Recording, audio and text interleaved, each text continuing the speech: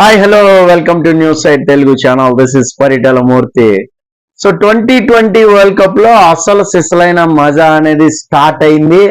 Super 8 దశలో ఒక్కొక్క team తన క్యాలిబర్ అండ్ కెపాసిటీని చూపిస్తుంది. సో ముఖ్యంగా ఇంగ్లాండ్ చాలా అంటే చాలా ఫామ్ లోకి వచ్చింది. వెస్టిండీస్ ని తుక్కు తుక్కు కింద కొట్టారనే చెప్పాలి. ఎందుకంటే కాన్ఫిడెన్స్ ఆఫ్ షాట్స్ అనేది ఇరగదీశారు అంతే. ముఖ్యంగా ఫిల్ సాల్ట్ ఫామ్ లోకి రావడం అనేది ఇంగ్లాండ్ కి ఒక మంచి పరిణామం అనమాట. ఎందుకంటే ఇంకా బ్యాక్ టు బ్యాక్ గేమ్స్ ఉన్నాయి. వాళ్ళు సౌత్ ఆఫ్రికాతో మ్యాచ్ ఆడాలి. ద బెస్ట్ మ్యాచ్ ఈ రోజు జరగబోతోంది. సో సౌత్ ఆఫ్రికాని కానీ కొడితే వాళ్ళు ఆల్మోస్ట్ సెమీస్ కి వచ్చేసినట్టే. సో గ్రూప్ బి అనేది ఇప్పుడు చాలా స్ట్రాంగ్ గా ఉంది. ఇక్కడ చూడండి, England, south Africa, West Indies and USA తక్కువ అంచనా. యుఎస్ఏ మాత్రం ఎవరికైనా జలక్ ఇచ్చిందా? వెస్టిండీస్ కానీ అటు ఇంగ్లాండ్ కి కానీ జలక్ ఏమైనా ఇచ్చిందా? సినారియోస్ లెక్కలన్నీ మారిపోతాయి. సో ఇక్కడ కొద్దిగా వెస్టిండీస్ ఇంగ్లాండ్ మీద ఓడిపోవడం సూప్ లోకి వెళ్ళిపోయింది. ఇప్పుడు బ్యాక్ టు బ్యాక్ మ్యాచ్లు వాళ్ళు గెలవాలి.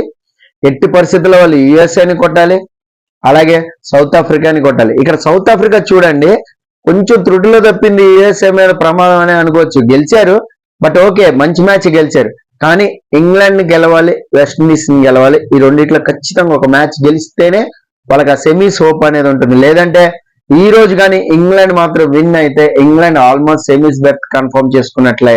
సో గ్రూప్ 2 స్టేజ్ పరిణామం అయితే అది. యాక్చువల్ గా యుఎస్ ప్లేస్ లో పాకిస్తాన్ ఉండుంటే అసలు లెక్కలు ఇంకా మారాయి అనమాట. సో అన్ఫార్చునేట్లీ పాకిస్తాన్ లేదు. అలాగే యాక్చువల్ గా గ్రూప్ ఏలో చూసుకుంటే మనం కూడా ఆఫ్ఘనిస్తాన్ మీద కాదు మ్యాచ్ ఆడాల్సింది, న్యూజిలాండ్ మీద అయి ఉండేది. బట్ న్యూజిలాండ్ అన్ఫార్చునేట్ గా వాళ్ళు ఓడిపోవడం ఆఫ్ఘన్ మీద. సో ఆఫ్ఘన్ ఆ ప్లేస్ లో రీప్లేస్ చేసుకుని రావడం అనేది జరిగింది. అలాగే బంగ్లాదేశ్, శ్రీలంక అది ఎప్పుడు కూడా ఉండే బ్యాట్లే. బంగ్లాదేశ్, శ్రీలంక అని అనుకుంటారు, బట్ బంగ్లాదేశ్ ని కూడా తక్కువ అంచనా వెయ్యకూడదు. సో రేపు జరిగే మ్యాచ్ ఎలా ఉండబోతుంది ఏంటి అనేది మనం రేపటి డిస్కషన్ లో అనేది మాట్లాడుకుందాం. పిచ్ రిపోర్ట్ కానీ కండిషన్స్ కానీ మాక్సిమం వర్షం వచ్చే ఛాన్సెస్ ఎక్కువగా కనిపిస్తున్నాయని చెప్తున్నారు. ఒకవేళ వర్షం వచ్చి చిరొక పాయింట్ ఇస్తే మనకే లాస్, అది ఇండియాకే పెద్ద లాస్. ఎందుకంటే ఆఫ్ఘన్ బంగ్లా మ్యాచ్ మీద అప్పుడు ఆధారపడిపోయి ఉండాలి. అప్పుడు ఒకవేళ ఆఫ్ఘన్ మాత్రం గెలిచి, సో వేరే బంగ్లాదేశ్ మాత్రం గెలిచి వాళ్ళ రన్ రేట్ మాత్రం మెరుగుపరుచుకుంటే వాళ్ళకి 3 పాయింట్లు ఉంటాయి. మనం ఒకవేళ ఆస్ట్రేలియా మీద ఓడిపోతే ఈక్వల్ చేసేస్తుంది బంగ్లా ఇండియా అనేది. సో అది కొంచెం మనకి డిసడ్వాంటేజ్ అని చెప్పుకోవాలి వర్షం వస్తే బంగ్లా మ్యాచ్. సో ఆస్ట్రేలియా, ఇండియా అక్కడ కూడా వర్షం వచ్చినా సో మనకి ప్లస్ పాయింట్ అవుతుంది. అప్పుడు 4 పాయింట్లు మనకుంటాయి. సో ఆస్ట్రేలియా, ఇండియా మ్యాచ్ కూడా జరగాలని కోరుకుందాం. సో ఈ గ్రూప్ ఏ స్టేజ్ ఎక్కడైతే జరుగుతుందో పిచ్లు ఏవైతే ఉన్నాయో, సో అక్కడ కొంచెం వర్షం అయితే ఉంది. ఇప్పుడు ఆస్ట్రేలియా చూడండి, బంగ్లాదేశ్ ని కొట్టేసింది. సో బంగ్లా ఆల్మోస్ట్ కొట్టేసింది. డక్వర్త్ లీస్ లో ఉన్నారు ప్రజెంట్, నేను ఇప్పుడు వీడియో చేసే పొజిషన్ లో. సో 90% కొట్టేసినట్టే. ఆస్ట్రేలియా సో పాయింట్స్ ఉన్నాయి. ఆస్ట్రేలియా, ఇండియా మ్యాచ్ అనేది క్రూషియల్ మ్యాచ్ అవుతుంది మనకి. మనం సెమీస్ లో రెడీగా ఉన్నాం, ఏ టీం వచ్చినా కొట్టడానికి అని చెప్పడానికి ఆస్ట్రేలియాని కొడితేనే మనకి అదే ఆ బ్యాటిల్ అనేది బాగుంటది. సెమీస్ బ్యాటిల్ అనేది ఎవరు వచ్చినా సరే, అటు నుంచి ఇంగ్లాండ్ వచ్చినా, సౌత్ ఆఫ్రికా వచ్చినా, వెస్టిండీస్ వచ్చినా, మనం మాత్రం కరెక్ట్ గా రెడీగా ఉండాలి. ఇక్కడ ఇండియాకి ఏంటి అంటే నాకు చాలా కంప్లైంట్స్ ఉన్నాయి. ఒకటి నెంబర్ 1 చెప్తా, ఓపెనింగ్ కంప్లైంట్ ఉంది. సో లెఫ్ట్ హ్యాండ్ సీమర్స్ ని స్ట్రగుల్ అవుతున్నప్పుడు, బాల్ ని హిట్ చేయలేకపోతున్నప్పుడు, ఈవెన్ రోహిత్ శర్మ అండ్ విరాట్ కోహ్లీ ఇద్దరు కూడా సో అంటే అగ్రెసివ్ స్టార్ట్ పవర్ ప్లేలో రానప్పుడు వై మీరు యశస్విని ఎందుకు బెంచ్ మీద కూర్చోపెట్టారు అనేది బిగ్ క్వశ్చన్ మార్క్. ఎందుకంటే మీకు శివం దూబేతో బౌలింగ్ చేయించట్లా, నిన్న ఆఫ్ఘన్ మీద కూడా బౌలింగ్ చేయించాల. ఏది మీకు సేఫ్ ప్లేస్ లో ఉన్నా కూడా హర్షదీప్ కే బాల్ ఇచ్చాడు తప్ప శివం దూబేకి బాల్ ఇవ్వలేదు. సో కేవలం బ్యాటింగ్ కే శివం దూబే ఉంటే ఆ ఆర్డర్ లో నా దృష్టిలో శివం దూబే ప్లేస్ లో యశస్విని పెట్టుకోవచ్చు.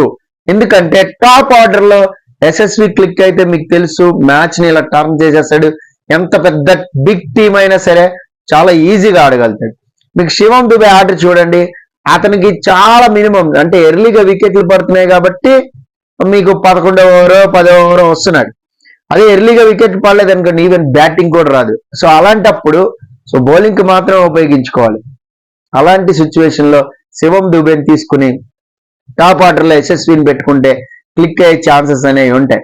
సో సార్ మరి ఎర్లీగా వికెట్లు పడిపోతే మరి లో ఆర్డర్ లో ప్రాబ్లం అవుతుంది కదా అని మీరు అనుకోవచ్చు. మీకు మనకి డెప్త్ నేను చూసాం, అక్షర్ పటేల్ వరకు కూడా బ్యాటింగ్ ఆర్డర్ ఉంది. మీకు అక్కడ వరకు బ్యాటింగ్ ఆర్డర్ ఉన్నప్పుడు ఖచ్చితంగా ఈ ప్రయోగం అయితే చేయొచ్చు 100%. ఎందుకంటే యంగ్స్టర్ తీసుకుని వరల్డ్ కప్ కి తీసుకుని 2020 స్పెషలిస్ట్ గా తీసుకుని వెళ్ళి ఓపెనర్ గా చివరి వరకు బెంచ్ మీద పెట్టి ఓపెనింగ్ అనుభవం లేని విరాట్ కోహ్లీని, అంటే ఐపీఎల్ లో ఉంది అది పక్కన పెడితే, ఇంటర్నేషనల్ లో ఎప్పుడు కూడా అంత పెద్దగా ఓపెనింగ్ చేయని విరాట్ కోహ్లీని పెట్టుకుంటే కొంచెం వికెట్ త్వరగా పడిపోతుంది అనేది నా ఉద్దేశం. ఎందుకంటే సో మీకు రిషబ్ పంత్ ఎర్లీగా వస్తున్నాడు, పర్వాలేదు, సో 1 డౌన్. అలాగే మీకు సూర్య ఎక్కువ బాల్స్ ఆడుతున్నాడు, దట్స్ ఓకే. కానీ ఇక్కడ మాత్రం పెట్టుకుంటే మీకు టాప్ ఆర్డర్ చాలా బలంగా ఉంటుంది. యశస్వి, రోహిత్, విరాట్ కోహ్లీ, రిషబ్ పంత్ అండ్ సూర్యకుమార్, ఈ 5 మెంబర్స్ లో ఒక్కళ్ళు మ్యాచ్ ఆడినా టర్న్ అయిపోద్ది. సో కాబట్టి ఈ టాప్ ఆర్డర్ ట్రై చేస్తే ఆస్ట్రేలియా మీద, ఎందుకంటే ఆస్ట్రేలియా మీద మంచి రికార్డు ఉంది సో అందరికి కూడా, కాబట్టి ఆస్ట్రేలియా మీద కొడితే ఖచ్చితంగా కాన్ఫిడెన్స్, సెమీస్కి వెళ్ళే కాన్ఫిడెన్స్ అనేది వేరేగా ఉంటుంది. మనకి ఎప్పుడు కూడా నాకౌట్ లోనే మనం రిటర్న్ వచ్చేస్తాం. సో లాస్ట్ టైం కూడా వరల్డ్ కప్ చేతులు ఎత్తేసింది కూడా ఆస్ట్రేలియా మీదే. కాబట్టి ఈ గ్రూప్ లో మనకు వచ్చారు కాబట్టి ఆస్ట్రేలియాని కొడితే సెమీస్ కాన్ఫిడెంట్ గా వెళ్తాం, అలాగే సెమీస్ కొడితే ఫైనల్లోకి అడుగు పెడతాం. ఆ తర్వాత కప్ అనేది వస్తుందా రాదా, ఎవరు వస్తారు ఫైనల్ అనేది అది మనం డిస్కస్ చేసుకుందాం.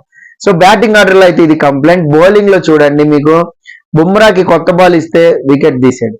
సో బుమ్రా అండ్ హర్షదీప్ సింగ్ వీళ్ళిద్దరిది అయితే ఖచ్చితంగా ఉంటుంది. మీకు సిరాజిన్ బెంచ్ మీద కూర్చోబెట్టడం కరెక్టే, ఎప్పటి నుంచో నేను చెప్తుంది ఇదే. సో స్పిన్ తిరగట్లేదు పిచ్చుల్లో, అందుకని సిరాజిన్ తెచ్చాము అన్నారు యుఎస్ఎల్, కానీ అది కరెక్ట్ కాదు. అక్కడ కూడా టర్న్ తిప్పిన వాళ్ళు ఉన్నారు, బంగ్లాదేశ్ వాళ్ళు, ఆఫ్ఘనిస్తాన్ వాళ్ళు గెలిచిన స్పిన్ తోనే. సో ఇవాళ కూడా రషీద్ కే వికెట్లు అన్ని మీకు ఆఫ్ఘనిస్తాన్ మ్యాచ్ లో చూస్తే రషీద్ వికెట్ టేకర్.